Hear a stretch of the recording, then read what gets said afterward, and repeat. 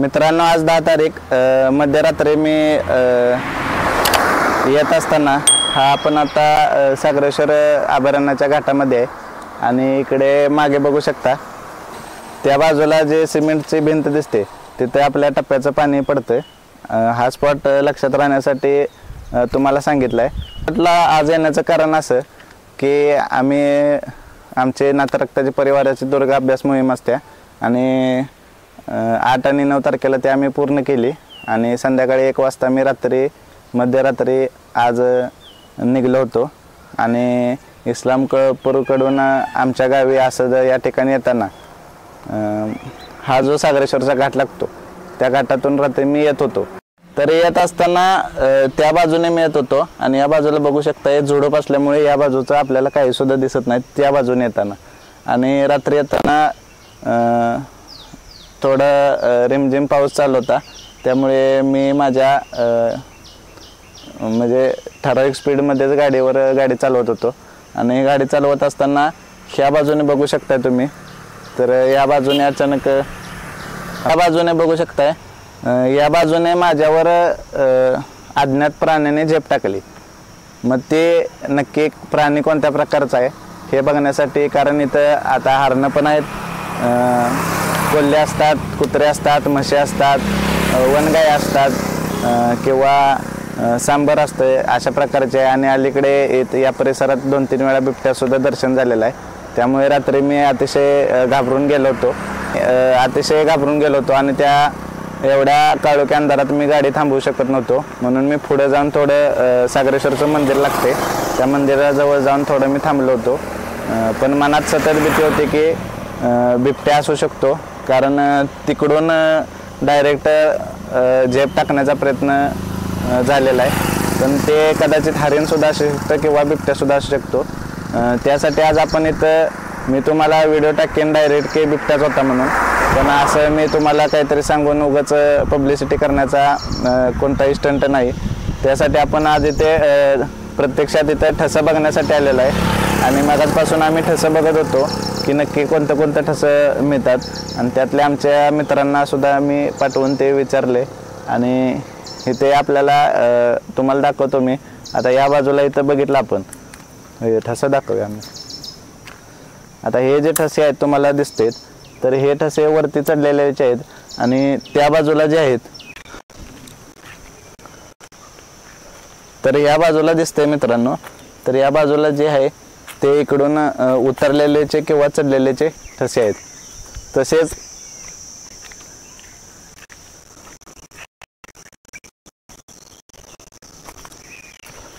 तसेच आता इथं बघू शकताय की या बाजूला सुद्धा हे इथून वरतून असे खाली आलेले हे ठसे आहेत।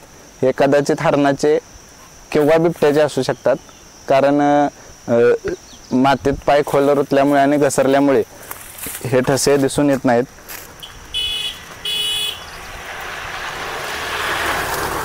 बघण्यासाठी इथून वरती आपण आलेलो आहे। तर इथे आल्यानंतर इथे आपल्याला 4-5 मोठे ठसे दिसले, ते कदाचित बिबट्याचे असू शकतात। 1 मिनिट मी दाखवतो तुम्हाला।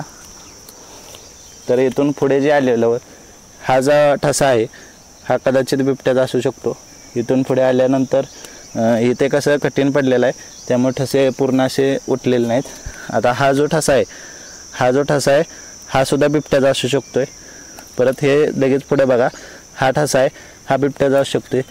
परत इथून पुढे बघा, हा ठसा आहे हा मोठा आहे हा बिबट्याचा असू शकतोय। इथे बघा, हा ठसा आहे हा बिबट्याचा असू शकतोय। इथे पुढे आल्यानंतर इथे बघा, हा ठसा पण आहे हा बिबट्याचा असू शकतोय। परत इथं समोर आलो की हा ठसा येतं हा बिबट्याचा असू शकतोय। असं हे पुढे ठसे उठत गेलेले आहेत तिकडे।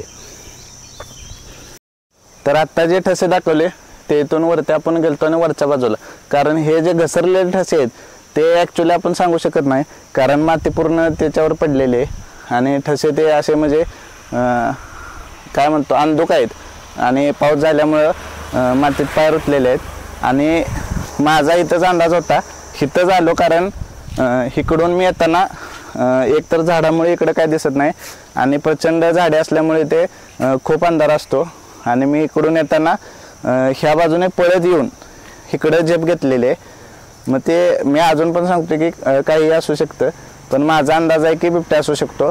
कारण ह्या भागात हरणांचं प्रमाण भरपूर आहे, त्यामुळे हरणं हे प्रमुख बिबट्या शिकार मानलं जातं. तर ह्या बाजूनं झेप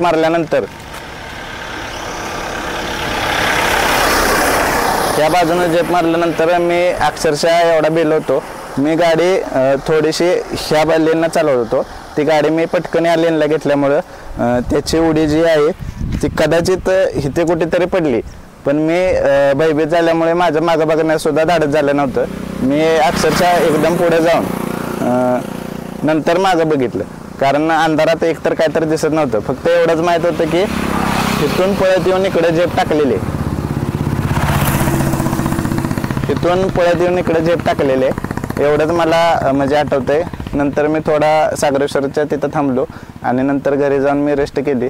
पण रात्री थोडा घाबरला असल्यामुळे मला आधी एकतर काय आठवत नव्हतं की नक्की कुठल्या स्पॉटला. पण सकाळी थोडं फ्रेश झाल्यानंतर इथं येऊन मी अंदाज घेतला आणि माझे सकाळी अनिकेत अंगवणे आहेत, त्यांनी आणि मी बऱ्याच ठस्यांची पाहणी केली. तर प्रामुख्यानं त्या बाजूला जे आहेत ते हरणाचे ठसे आहेत आणि कदाचित इथून हरणे येतात आणि तिकडून जातात, कारण हरणांची विष्ठा वगैरे त्या बाजूला पडलेली बरीच दिसते. त्यामुळे बिबट्या हरणांच्या पाठीमागे इथे येऊ शकतो असा माझा अंदाज आहे. मागच्या वेळेसुद्धा इथं पुढे गेलं की पाण्याचा टप्पा लागतो दुसरा ताकारी योजनेचा, त्या टप्प्याजवळ बिबट्याचं दर्शन झालं होतं आणि त्याचा व्हिडिओसुद्धा सोशल मीडियामध्ये व्हायरल झाला होता.